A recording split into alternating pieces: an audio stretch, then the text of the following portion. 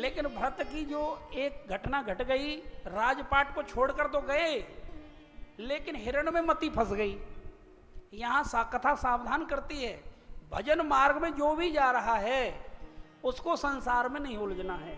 दया तो करनी चाहिए, लेकिन आसक्ति नहीं लगानी चाहिए। कैसे? एक वो वन में भजन कर रहे थे ऋषभ देव जी के पुत्र भरत जी, और आगे क्या देखते हैं, एक हिरणी जिसके पेट में शावक है, एक इधर से एक सिंह आता है, वो तेज गर्जना करता है, तो उसका प्रसव हो जाता है कहाँ, उसी नदी में, और वो हिरणी मर जाती है, उसकी मृत्यु हो जाती है। तो ये अपने भरत जी उस हिरण के बच्चे को ले आते हैं, उस शावक को, और पालते हैं, और वो भी प्यार करने लगते हैं ऋषभ देव अपने भरत जी से। भरत जी की मोहता हो गई हिरण में, और अंत में जब उनकी प्राण छूटे तो उनको हिरण ही हिरण याद आई, हिरण ही हिरण याद आई, क्योंकि हिरण का बच्चा छोड़ के चला गया था ऋषभ देव भरत जी को। और इतनी मोहता हो गई, एक पहले तो हरे कृष्ण कृष्ण कृष्ण हरे हरे, हरे राम राम राम हरे हरे जपते थे, और अब हाय मेरी हिरण, हाय मेरी हिरण, हाय मेरी हिरण, हिरण जपने लगे। तो यहाँ संत कहते हैं, यदि भक्ति बचानी है तो अंतमति सा गति, अंत में जो हमारी मति रहती है वहीं जन्म मिलता है हमें। इसलिए कहीं सबसे अपनी चित्तवृत्ति को हटा के गुरु चरणन में लगावे और भगवान को भजन करे, तभी जीव इस भव सिंधु से तर सकता है। ये ना कि वन में जाके तुम तर ही जाओगे, लेकिन भक्ति बीज बिन से नहीं, जो जुग जाए अनंत, ऊंच नीच घर उतरे रहे संत का संत। संत ये भी कहते हैं, बाई चांस पूरे जीवन भर भजन किया और अंत में कोई ऐसा रोग घेर ले कि भगवान को नाम याद ना आवे, तो क्या उसका भजन बेकार होगा? ना, ऐसे भक्तों का सिमरण भगवान स्वयं कर लेते हैं, जो पूरे जीवन भर भजन करते हैं, हरि नाम की जपते हैं, कथा सुनाते हैं, और काई कारण थे उनकी, मान लीजिए कोई ऐसी बीमारी घेर ले, उनका कंठ अवरुद्ध हो जाए, वात पित्त उन्हें घेर ले, उनकी स्मरण शक्ति चली जाए, तो भगवान स्वयं उन भक्तों का स्मरण करके उनको भव सिंधु से पार कर देते हैं। ये नाम की महिमा है। प्रेम से कहिए राधे राधे। तो आगे नरकों का वर्णन आता है। एक जो जीव पाप कर्म करते हैं, उन्हें अपने पाप कर्म के हिसाब से नरक योनि भोगनी पड़ती है। जो झूठी गवाही देते हैं, दूसरों का धन को हरण करते हैं, वो ताम्रष्ण नरक में जाते हैं। ताम्रष्ण नरक कैसा होता है? एक तांबे की भूमि होती है, तपती हुई, खौलती हुई, उस पर लिटा देते हैं, उसकी चमड़ी उधर जाती है, और वो चिल्लाता है, बचाओ बचाओ, हे गोविंद तेरा भजन करूंगा, हे नाथ तेरा भजन करूंगा, अब की बार बचा लो। अब आपके मन में प्रश्न जरूर आवेगा, जब देही जल ही जाती है तो ये यातना किसे मिलती है? ये देही तो जल गई, अब ये भोग, ये यातना किसे मिल रही है? भैया यहाँ संत निर्णय करें, जब हमारी देही तो जल जाती है, एक सूक्ष्म देही बचती है, उस सूक्ष्म देही से यातना देही बनती है, फिर वो अंगूठे के बराबर होती है, वो मरती नहीं है, कितना ही उसको अग्नि में जलावें उसे कष्ट उतना ही होता है। तो ये यातना देह नरक में जाती है अपने कर्म के हिसाब से, और जो जैसा कर्म करता है। और अब जो लोग मांसाहार करते हैं, निर्मम पशुओं की हत्या करके उन्हें बड़े शौक से खाते हैं, उनके लिए यमदूत बहुत बड़ी बढ़िया तरह सेवा करने के लिए तैयार होते हैं। क्या करते हैं? उनका 1 करोड़ों टन तेल होता है, उसे एकदम कढ़ाई में खौलता रहता है, और उसको पकड़ के यमदूत उसमें फेंक देते हैं, जा तेरी यही जगह है, तूने निर्मम पशुओं की हत्या करी। उनको कितना तड़पा होगा वो जीव, जिसको काटते हैं तो एक सुई चुभती है तो हमारे कितना दर्द होता है, और जिसकी गर्दन काट दी जाती है कितना उसके खून में वो तड़प हो गई, तो उसको तुम खाते हो। तो ये लानत है ऐसे जीवों पर, जो वो जीव तो है ही नहीं, वो हत्यारे हैं जो मांसाहार करते हैं। ये हमारी कथा ये बताती है, तत्काल मांसाहार को छोड़ना चाहिए। तो उनको ऐसे कुंभीपाक नरक में डाला जाता है, एक जोत करोड़ों टन खौलता हुआ रहता है, और उस जीव को उसमें डाल कर दिया जाता है, वो पकौड़े की तरह तल जाता है, और कहता है, हे नाथ हे नाथ हे गोविंद मुझे बचाओ, अब मैं जाकर खूब भजन करूंगा, व्यास जी जैसा कहेंगे कथा सुनाएंगे ऐसे हम भजन करेंगे, हम पे कृपा करो। यमदूत कहते हैं अब मौका गया, तुझे खूब समझाया लेकिन तू नहीं माना।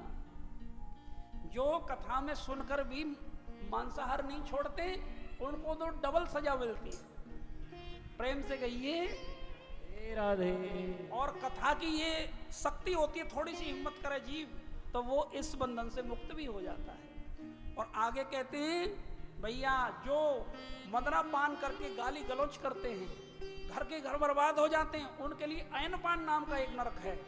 और यमदूत उसके मुंह को खोलते हैं, उसकी छाती पर बैठ जाते हैं और गरम गरम लोहा उसके मुंह में डालते हैं। एक पी तुमने बहुत दुखी किया था हमारे इस समाज के सभ्य महापुरुष।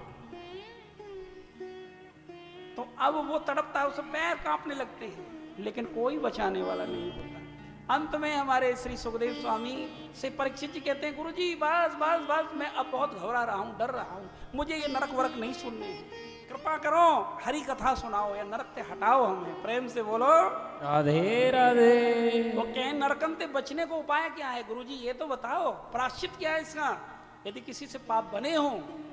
तो उन्होंने कहा भैया वह 5 यज्ञ जरूर करने चाहिए, गौ ग्रास, गौ को रोटी जरूर देनी चाहिए, अग्नि में समर्पित करके भोजन करे, भोग लगा के ठाकुर जी को।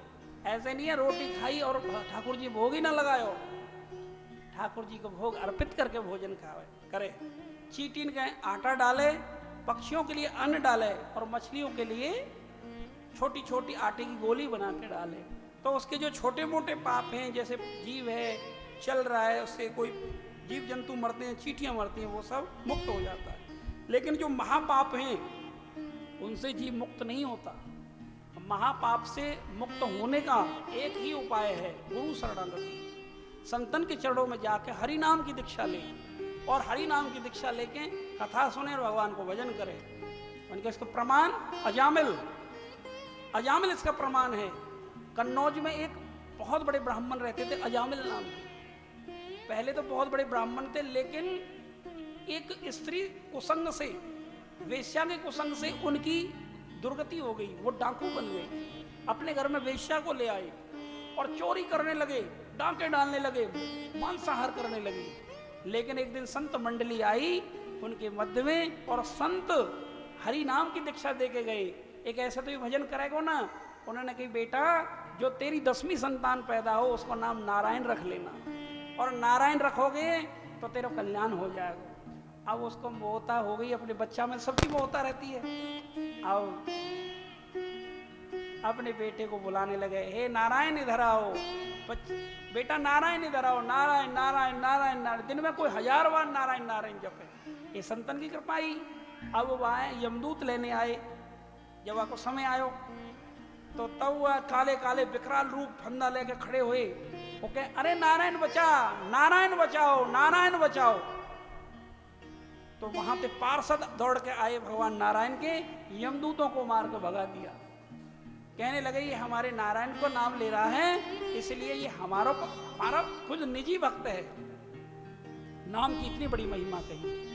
अब यमदूतन के पास, हमारे यमराज के पास यमदूत गए, भगवान नारायण नारायण जपेंगे लोग सब मुक्त हो जाएंगे। ऐसे तो अब हम किसे पकड़ के लावे, किसे ना पकड़ के लावे, यूं बताओ।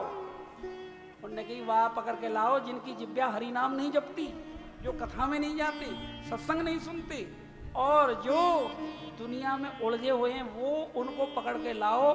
वैष्णव भक्त जिसके माथे पे तिलक हो, हाथ में माला हो, गले में कंठी हो, वैष्णव तिलक हो, जिब्या पे हरि नाम हो, उसको कभी पकड़ के मत लाना। तो वो भगवान ही उनको लेने जाते हैं, उनके नित्य पार्षद जाते हैं। प्रेम से कहो राधे राधे। और इसीलिए श्री सुखदेव स्वामी कहते हैं परीक्षित हरि को नाम इस कली काल में गुरु के द्वारा जब कोई जीव लेवे तो उसकी तत्काल इस जन्म मरण के बंधन से मुक्ति है, जा वो नरकगामी नहीं होता है। और यहाँ संत क्या गावे, अमृत है हरि नाम जगत में, जय हो। इसे छोड़ विष पीना क्या हरि नाम नहीं तो जीना क्या, हरि नाम नहीं तो जीना क्या, हरि नाम नहीं तो जीना क्या, हरि नाम नहीं तो जीना क्या। अमृत है हरि नाम जगत में, अमृत है हरि नाम जगत में, इसे छोड़ विष पीना क्या, हरि नाम नहीं तो जीना क्या, हरि नाम नहीं तो जीना क्या। काल सदा अपने रस डोले, काल सदा अपने रस डोले, ना जाने कब सिर चढ़ बोले, ना जाने कब सिर चढ़ बोले, ना जाने कब सिर चढ़ बोले, ना जाने कब सिर चढ़ बोले। हरि का नाम,